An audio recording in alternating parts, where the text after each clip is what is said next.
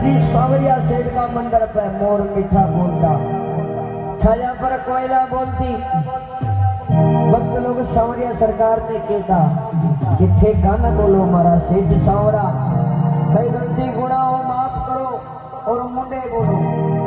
तो कई प्रकार से मंडे ब्याह वालों सेठ सावरो भक्त की सुन दो और मुंडे बोल दो, गाड़ी सार दो। भक्त लोग महिमा गाता गीता करेंगे। और मंडे प्यार मारा मोरुड़े बोले